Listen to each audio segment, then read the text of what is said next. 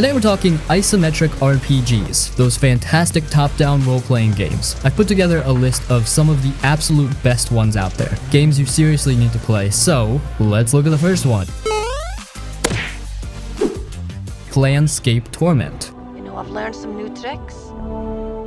So if we're talking isometric RPGs, like the real deal top-down old school deep dive kind of stuff, Planescape Torment is one of those games that straight up defines the genre. It's not just some random classic people throw around to sound cool. You play as this immortal dude called the Nameless One. He's basically been around forever but keeps forgetting who the hell he is, so the game kicks off with you waking up in a damn morgue, and it just gets wilder from there. And trust me, the setting is not your usual medieval fantasy with elves and goblins and whatever. This is Planescape. It's gritty, it's philosophical, it's kinda gross at times, and it's full of bizarre places that feel like they were pulled straight from some fever dream.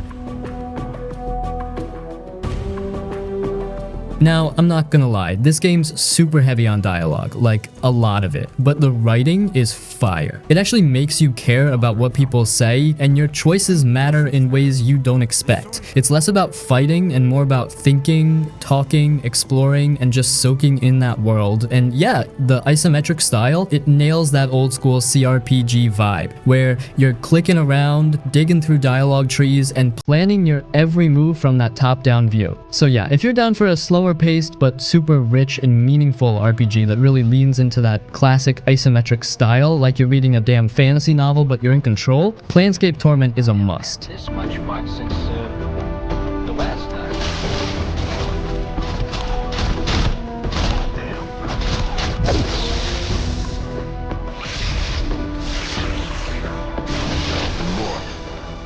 Disco Elysium, the final cut. If you like isometric RPGs and want something that does everything the normal RPG rules can't, then Disco Elysium, the final cut is the game for you. Imagine being a cop in a mad city where you don't remember who you are and have to figure out why someone's dead. First things first, no wizards, no elves, no dungeons. This game takes place in a war-torn city named Revachol, and you're a detective who wakes up in some piece of crap hotel room with a killer hangover and no memory of what happened the night before. You're caught up in this giant mess of personal demons, a crashed career, and a murder case where you can't even recall opening the file. The best part is the entire game is talking. I mean serious talking, not talk to NPC for side quest type. You'll be talking a lot to the folks in the city, and I mean everybody, from the cranky bartender to some random dude on the street who thinks you're crazy. You get to decide how much of a mess you want to make of this guy's life. Now, here's the thing. Disco Elysium doesn't feature all the usual RPG stuff like combat, level ups, or loot grabbing. Nope, not at all. The game is all about making choices that actually have a weight to them. You've got this whole set of skills, things like intellect, empathy, authority, and you'll use them to solve the case and untangle your own messed up life. Depending on what you choose, your character can turn out to be a suave professional detective or a total train wreck who can barely keep his crap together. It's up to you. The isometric view is the way to go for this game. The camera angle gives you a good little bird's eye view of the city, and you can click around to see the streets, talk to people, peer down dirty alleys, and get more of the story. You can see different areas of the city and go out, and the world is colorful. You won't be fighting monsters or anything, but you will feel like every action you take, every conversation you have is getting you closer to something important. Right. On the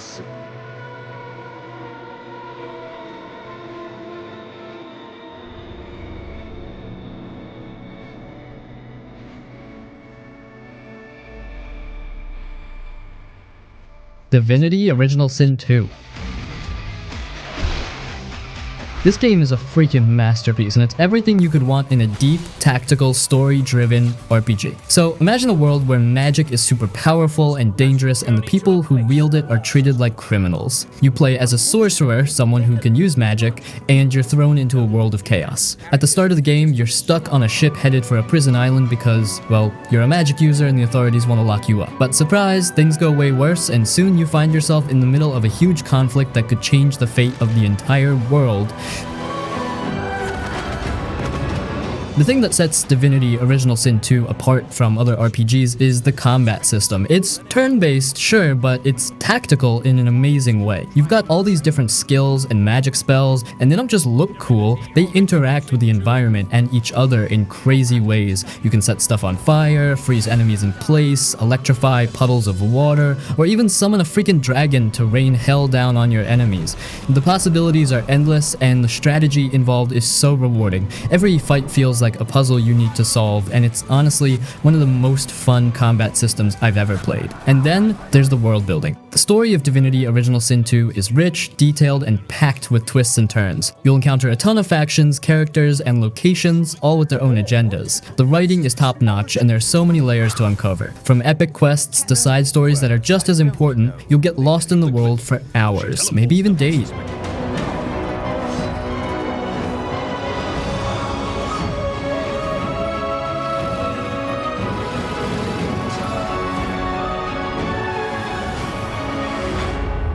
Baldur's Gate 3. Okay, if we're discussing isometric RPGs, then Baldur's Gate 3 is the one that's been all the buzz, and for good reason. This one takes all that was good with the original Baldur's Gate series and turns it up to an all-new level, and trust me, it knocks it out of the park in almost every way imaginable. So the game starts out with your character infected with a mind flayer tadpole, basically a nasty little creature that's trying to turn you into one of those nasty brain-munching abominations. But here's the twist. You're not overwhelmed right away, you instead gain some wacky powers and have to struggle to survive, trying to come up with a means of killing this parasite before it takes complete control of you. Not bad, huh? But that's where the game truly excels. Choice. Like, this isn't a game where you're on some blind path, no way, this is one where every decision matters. Big time, you can be good, bad, or somewhere in between, and your decisions make a difference. Who you socialize with, how you get out of trouble, what quests you take, and how the entire world around you reacts, it all hinges on what you do. It's like you're creating your own story, and that's one of the most fulfilling things about Baldur's Gate 3. Now let's discuss the combat where the Dungeons & Dragons comes in. If you've ever played D&D, you'll feel right at home. The game employs D&D 5th edition rules, so you've got turn-based combat that's both tactical and deep. It's not all about bashing your way through everything though. You've got to think ahead, use your abilities well, and really utilize your terrain. Want to set up a trap with the terrain? You can. Want to pick away at an enemy group from a distance with a well-placed spell? That's up to you. It's all about strategy, and man, when you execute a flawless plan, it feels so damn good.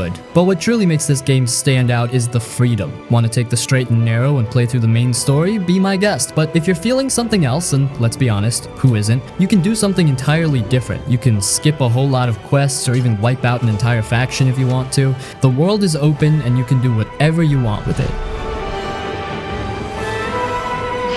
Blesses me this day. Together, we might survive. Wasteland 3. This one's got everything you could want if you're into tactical, turn-based combat, deep storylines, and tough choices that actually matter. Set in a post-apocalyptic world, Wasteland 3 picks up where its predecessors left off, putting you in the shoes of the Desert Rangers, an elite group tasked with trying to restore order to a world that's long gone to hell.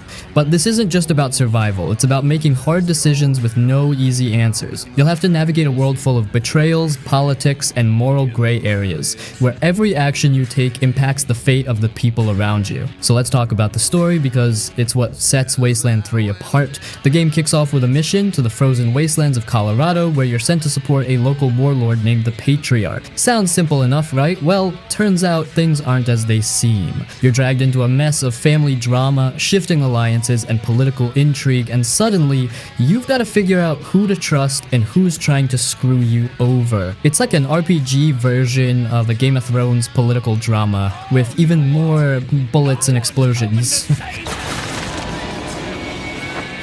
The choices you make in Wasteland 3 can completely alter the course of the game. You're not just picking between good and evil. Sometimes it's about choosing the lesser of two evils, or deciding between two equally messed up options. Do you help one faction even though they're clearly shady, or do you side with a rival that might end up screwing you over later? You'll constantly be asked to make tough calls that will affect everything from your character's relationships with companions to the fate of entire towns. It's one of those games that really makes you think about the consequences of your actions. Now, the combat is classic turn-based, and for people who love tactical gameplay, it's a treat. You've got your squad of rangers, each with their own unique abilities and skills. You can customize your team to fit your playstyle, whether you want to go for brute force or a more stealthy approach. The battles are strategic, and it's all about positioning, using cover, and taking advantage of your enemy's weaknesses. You'll want to think a few steps ahead because one wrong move could mean the difference between life and death for your squad. The isometric view is perfect for the type of tactical gameplay Wasteland 3 offers. You get a great view of the battlefield, and the detailed environments let you scope out all the different ways you can approach situations. Plus, it just looks awesome. The environments are gritty and atmospheric, and even though you're in a destroyed world, the attention to detail makes it feel alive in its own twisted way. The humor in Wasteland 3 also deserves a shout out. While the game's world is dark and unforgiving, it doesn't take itself too seriously all the time. There's plenty of dry humor and snarky dialogue, and some of the situations you find yourself in are downright ridiculous. It keeps things fresh and stops the game from getting too bogged down in its grim setting.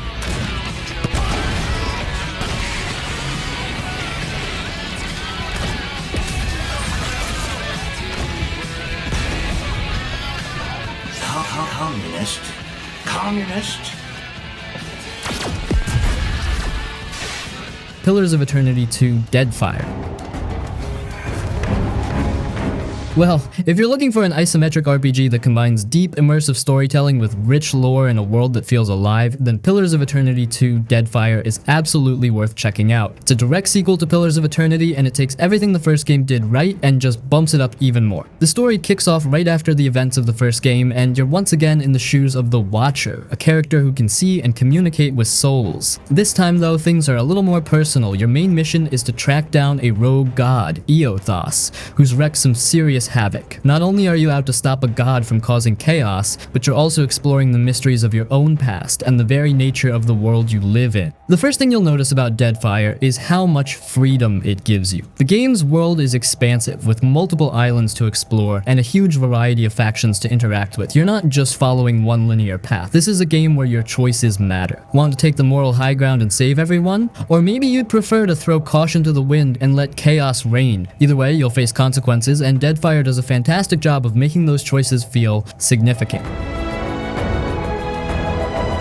Now, let's talk exploration, because that's where Deadfire really stands out. The world is open and dynamic, with islands and ships to explore, and there's a whole seafaring element to the game. You get your own ship, and you'll be sailing across the ocean, dealing with pirates, making alliances, and fighting sea monsters. The ship-to-ship combat is a fun, tactical twist that adds a lot of depth to the exploration.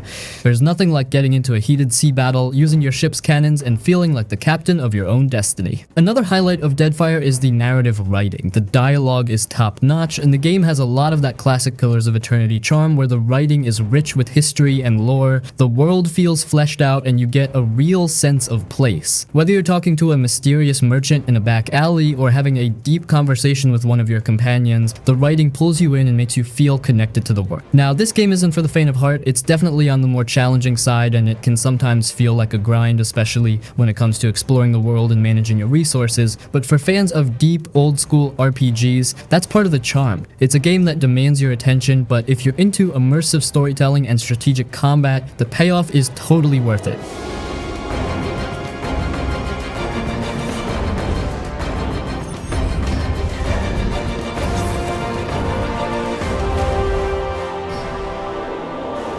Pathfinder: Wrath of the Righteous.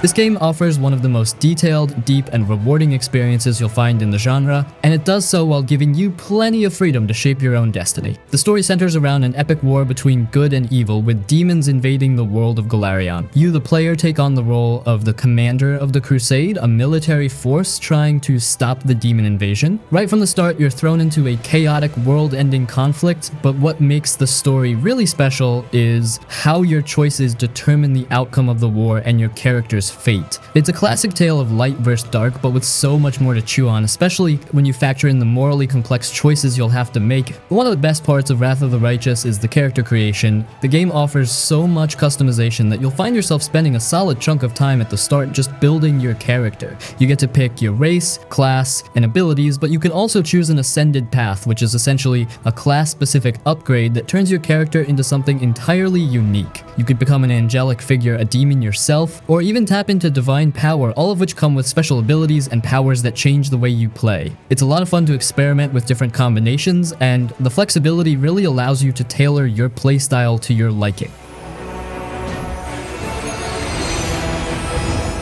The combat in Wrath of the Righteous is a mix of real-time and turn-based strategy. When you're in the heat of battle, you can control each character's actions, moving them around the battlefield and using their special abilities, but it also gives you the option to pause and plan your moves, especially in tougher fights. There's a ton of depth in the combat system with a huge range of abilities and synergies between your characters, so you'll need to think ahead to get the upper hand. If you're someone who enjoys turn-based RPGs with a high level of tactical depth, then this is right up your alley. What really makes Wrath of the Righteous stand out, though, is how story-driven it is. The game feels like it's packed with content that feels meaningful, not just filler. You'll encounter tons of side quests that can alter the course of the main story, and the world building is rich and intricate. The world of Golarion is absolutely huge and feels like a living, breathing place. The locations you visit are diverse and beautifully crafted, from ruined cities to magical forests, all rendered in stunning isometric graphics. The art direction is top-notch, and it's clear a lot of thought was put into making each area feel unique and visually striking. The design of the game gives you that satisfying old-school RPG vibe, but with modern polish, and it has that perfect mix of nostalgia and freshness. And you? What has brought you? On top of all of that, the game has some of the most difficult and challenging combat in the genre. The difficulty is no joke, and if you're not prepared for battles, you'll find yourself reloading a lot. That might be a turnoff for some, but for hardcore RPG fans who enjoy a challenge, it's definitely a plus. The key to success is preparation, making sure your party is balanced, knowing your enemies, and taking advantage of every little trick you have up your sleeve. The game rewards you for taking the time to plan and experiment with different strategies. One thing to note is that Wrath of the Righteous can be overwhelming at times, especially if you're not used to isometric RPGs with a lot of moving parts. There's a lot of systems to learn, and it might take you a while to get the hang of everything, but if you enjoy deep, mechanically rich games, this will feel like a dream come true.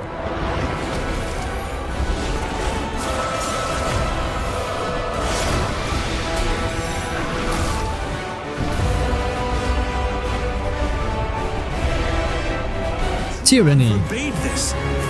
You lie, cheat. Let's talk about Tyranny, a game that's often a bit overlooked but deserves a place in every isometric RPG lover's library. If you're someone who loves a game that turns the typical fantasy RPG formula on its head, then Tyranny is something you absolutely need to check out. Right off the bat, the premise of Tyranny is different from what you'd expect. Imagine a world where evil has already won. The typical good versus evil conflict? Nah, that's already played out. In Tyranny, the overlord, Kairos, has conquered the entire world, and now it's up to you to figure out how to live or die in a world where the bad guys have all the power. You play as a fate binder and enforcer of Kairos law, and your job is to bring order to the world, or, wreak havoc and stir up trouble if you're in the mood for that. This game doesn't just give you the usual hero's journey you see in most RPGs. Instead, you're the one upholding tyranny. The plot really digs deep into moral ambiguity, forcing you to decide what kind of person you want to be. Do you follow orders like a good soldier, or do you question the system and risk everything? There are no real good choices here, just a bunch of shades of gray. The choices you make are genuinely impactful and can completely change the way the story plays out. During my time as a chorus prisoner, I heard... Now, let's talk about the gameplay. The combat in Tyranny is your classic isometric real-time with pause style, just like the old-school RPGs like Baldur's Gate and Planescape Torment. The real hook here, though, is how flexible the combat system is. You get to build your character from the ground up, choosing from a variety of classes, and you can further shape them through abilities that let you take on a bunch of different roles. Whether you want to be a tank, a spellcaster, or a support character, Tyranny lets you customize your hero exactly the way you want.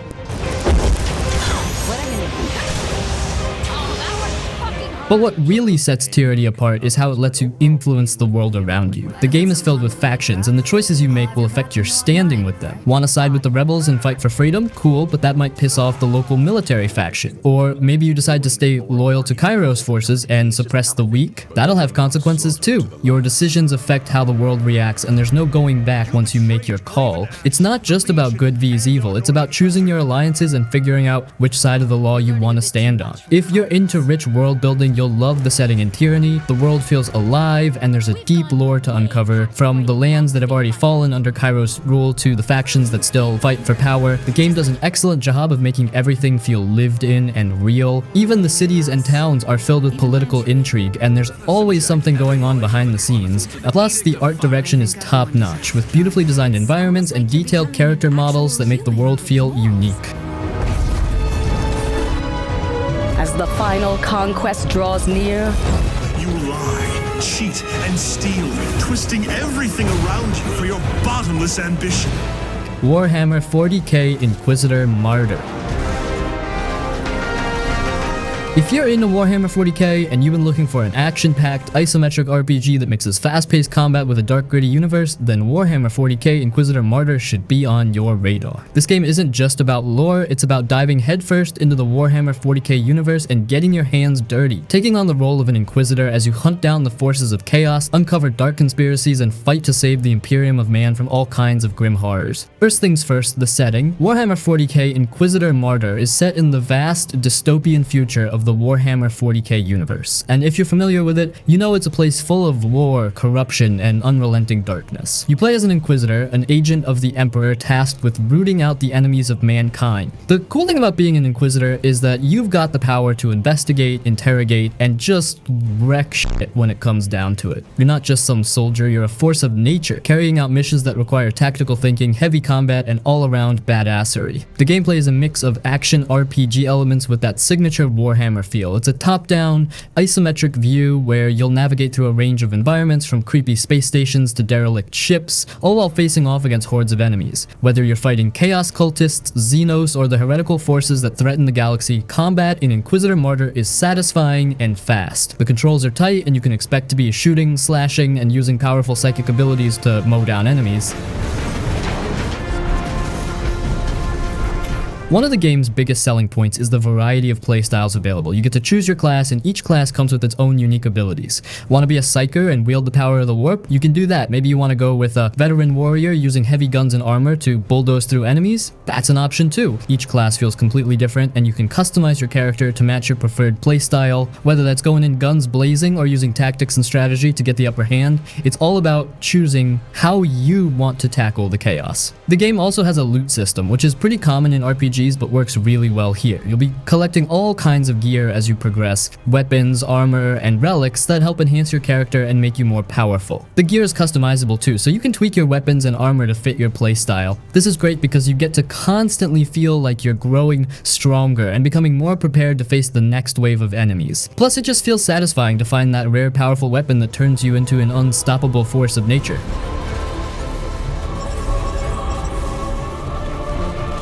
In terms of story, Inquisitor Martyr delivers a pretty engaging narrative. The plot revolves around your investigation into the mysterious Martyr, a fallen Imperial battleship, and the dark secrets it hides. You'll be uncovering corruption, battling enemies, and dealing with various factions and their agendas. The story feels a bit more grounded compared to some of the more epic, larger-than-life Warhammer stories, but it's still got that grimdark tone that Warhammer 40k fans love. There are also tons of side quests and activities to keep you busy, giving you plenty of opportunities to dive deeper into the lore of the universe.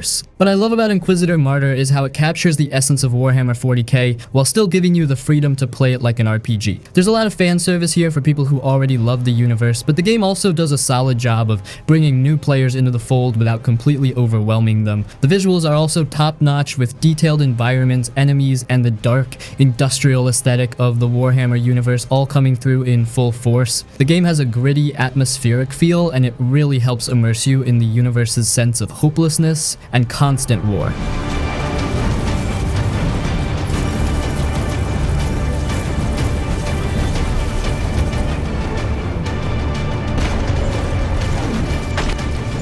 Path of Exile. Now, this is one of the most popular ones, and it's actually free, so you don't pay a cent to get into it, but it feels like a full-on premium experience with more depth than most paid games out there. Let's start with the vibe. This ain't some colorful, friendly RPG. Path of Exile throws you into the grim world of Rayclast, which is basically a cursed, rotting continent where criminals and outcasts are dumped to die. You're basically trying to survive in a world that's constantly trying to kill you, with monsters, demons, cults, corrupted gods, you name it. Now, the thing that really makes Path of Exile stand out in the isometric RPG space is the insane amount of build customization. I'm not even kidding, this game gives you so much freedom it's kind of overwhelming at first. You start by picking a class, but then it just explodes from there. You've got this massive, galaxy-sized passive skill tree, no joke, it looks like a freaking star map, and you can go wild with how you build your character. Want to be a fire-throwing witch with tanky armor? Go for it. Want to make a lightning-based melee fighter who leeches life like a vampire? That's totally doable.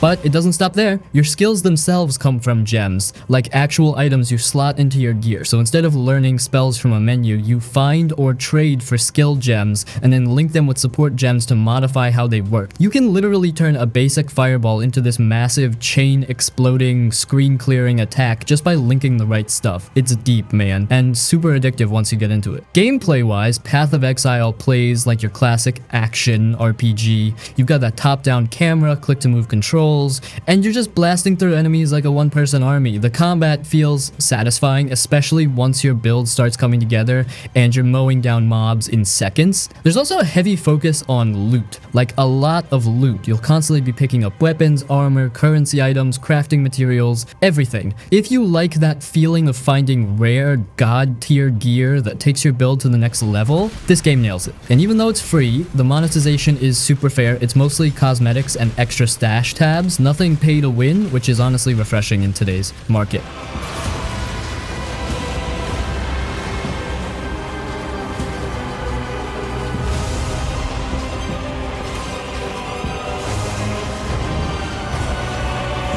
Torchlight 2. Let's switch gears for a sec, because Torchlight 2 is one of those isometric RPGs that just feels good to play. Like, if Path of Exile is the dark, gritty, hardcore cousin, Torchlight 2 is the colorful, fast-paced, chill cousin who still absolutely knows how to bring the heat. It's fun, it's accessible, and it's one of the best entry points into the isometric ARPG world, especially if you don't want to get buried in spreadsheets right away. So, what's the vibe? Imagine a cartoonish fantasy world full of magic, steampunk gadgets, weird creatures, and giant bosses. It's got this bright, colorful art style that almost looks like a mix between Saturday morning cartoons and Diablo-style gameplay. And even though it looks all cute and quirky on the surface, don't let that fool you. Torchlight 2 has solid combat, satisfying loot, and some legit character building underneath the hood. You start by picking one of 4 classes, each with their own skill trees and play styles. There's the Engineer, who's basically the tanky bruiser with gadgets and giant hammers. Then you've got the Outlander, a kind of gunslinger/ranger hybrid. The Berserker is your up-close melee monster, and the Ember Mage is the flashy spellcaster who can nuke stuff from across the screen. All of them feel super different, and you can spec them in different directions depending on how you want to play. And honestly, the combat just feels freaking good. You're constantly smashing enemies, setting off huge explosions, dropping crits, and scooping up piles of loot. It's got that same addictive loop that made Diablo 2 so iconic: kill, loot, upgrade, repeat, but with a bit more color and a way more laid-back feel. It's perfect if you want that ARPG experience without getting too sweaty about min-maxing every little step.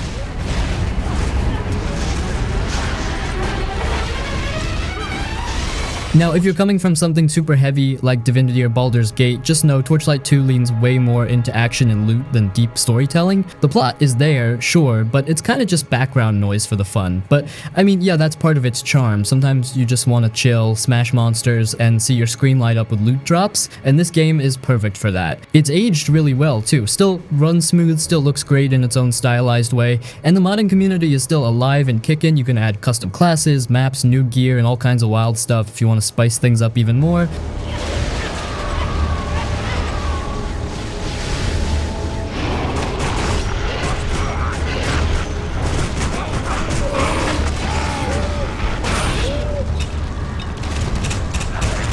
Grim Dawn.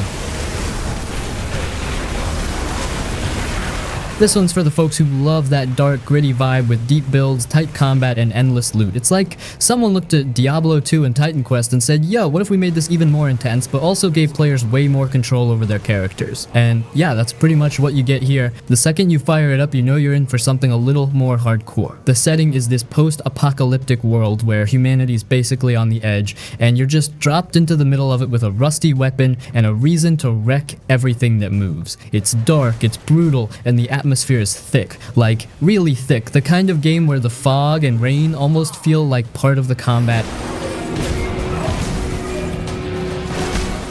Now, as an isometric RPG, this one's more on the action RPG side, but it's packed with all the crunchy stuff you want. Skill trees, gear stats, resistances, debuffs, damage types, the whole deal. And the class system is wild. Instead of just picking one class and locking it in, you can actually combine two. So you start with a base class like Soldier, Demolitionist, Occultist, and then later you pick a second one to mix with it. That gives you dozens of crazy combinations, like a fire blasting tank, a poison summoner, or a dual-wielding shadow assassin. The theory crafting here is next level. But here's the thing, Grim Dawn doesn't just throw you into chaos and hope you figure it out, it eases you in just enough to learn the ropes, then slowly opens up into this giant interconnected world with tons of side quests, faction choices, secrets, and even reputation systems. And the loot? Freaking addictive. There's always a better sword, a cooler gun, or a crazier set bonus just around the corner. You'll be swapping out gear constantly, and it never gets old.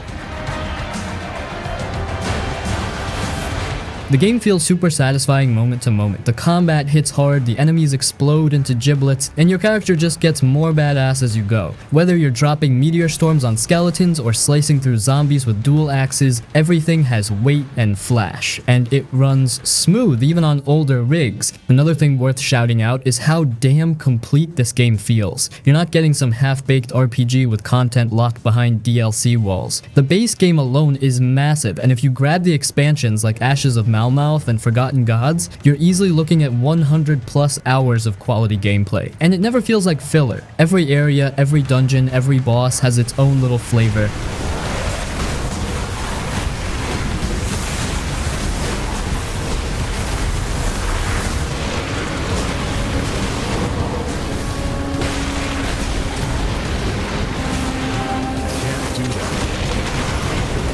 Neverwinter Nights 2.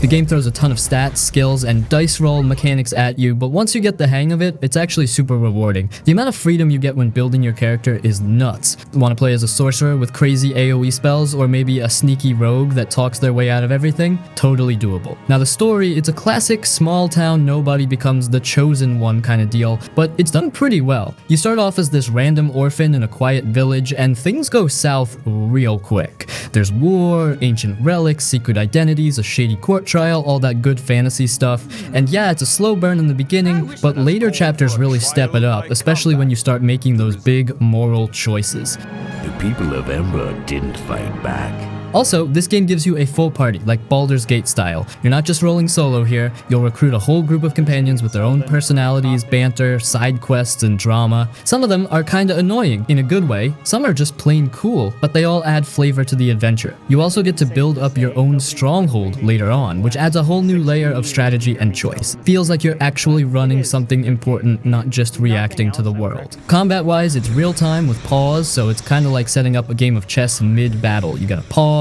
issue commands, manage spells, make sure your squishies don't get wrecked. It's not exactly casual, but it's fun once you get the rhythm.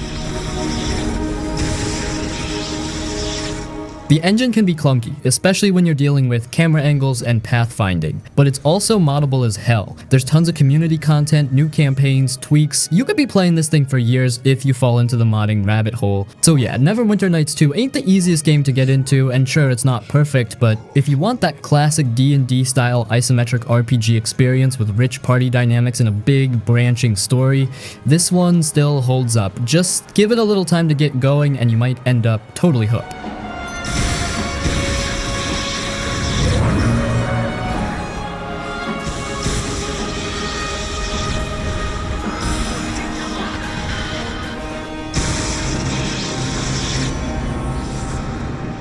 Exanima. This one's all about atmosphere, physics, and brutal, no-nonsense gameplay. It throws you into this cold, dark dungeon with barely any explanation and just lets you figure everything out on your own, and honestly, that's part of what makes it so cool. The first thing you'll notice is how weird and clunky the controls feel at first. Like, you're not just pressing attack and watching a canned animation, you actually swing your weapon using your mouse, and it's all physics-based, so every fight feels kinda unpredictable, awkward at times, but also super satisfying once you start understanding how to move and strike properly. It's like learning to walk again, but in the middle of a deadly medieval brawl. Now, is it an RPG? Technically, yeah, just not in the usual sense. There are skills you level up, gear you collect, and some light character progression, but there's no traditional leveling system or dialogue trees. The focus here is more on survival and learning through trial and error. The world has this dark, gritty, almost depressing tone to it, like you really feel like you're stuck in some ancient, forgotten hellhole trying to stay alive. There's also a weird, deep lore hidden in item descriptions, books, and subtle environmental details, but the game doesn't hand it to you. You gotta want to piece things together, and even then, it keeps you guessing. If you're someone who likes games that give you zero hand-holding and just toss you into the fire, this might be your jam.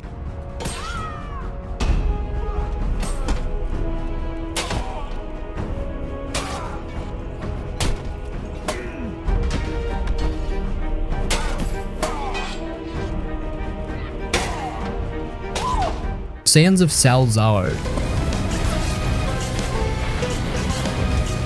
On the surface, it appears to be yet another indie isometric RPG, but the longer you play it, the more you appreciate how freaking deep it really is. It's as if they took Mount & Blade, a dash of old-school RPG nostalgia, and some Eastern fantasy, put them all in a blender, and somehow made it work. You start off by picking a class, and there are quite a few weird and interesting ones, not just your usual knight or mage stuff. Each class actually plays super differently, so right from the jump, you're customizing your whole playstyle. Then you're tossed into this big open desert world that honestly feels kinda alive. Factions are fighting, bandits are roaming, cities rise and fall based on who's winning battles. It's got that sandbox anarchy where you can do whatever you want, whether that's ruling as a warlord, maintaining peace as a peacekeeper, or just walking around doing odd jobs and expanding your squad. The fighting is real time and is slightly more action oriented than most games here. You're not just sitting there taking turns, you're rolling, casting, and swinging in real time while your army bulldozes into enemy lines. It's big, it's messy, and it's awesome when everything is going off.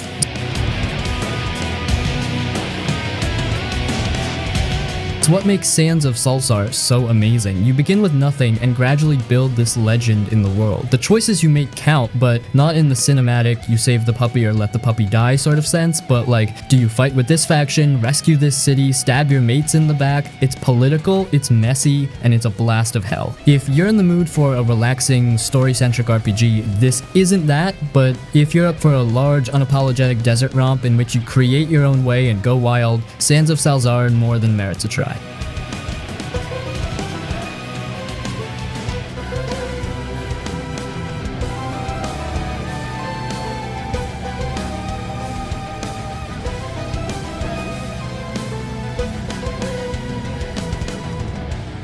Bastard Bonds. Alright, Bastard Bonds is definitely one of the most unique isometric RPGs out there. Like, seriously, there's nothing quite like it. If you're cool with pixel art, dark fantasy, and a game that does not hold your hand at all, this one might just surprise the hell out of you. You start the game as a prisoner. Yeah, you're locked up. And you break out with the help of someone even more dangerous than you. Right off the bat, you know this ain't your typical hero saves the world kind of RPG. It's more like bad guys doing even worse things to other bad guys. But somehow, you end up caring about these messed up characters.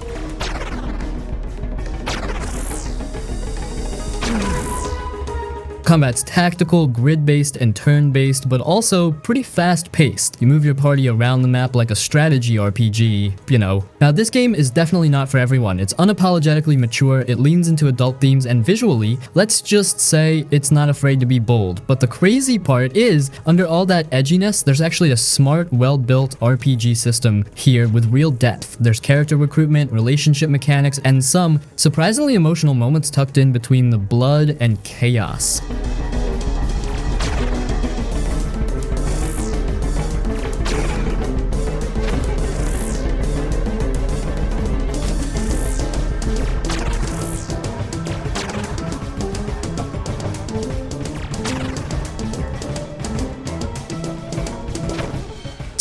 The Days Long Gone.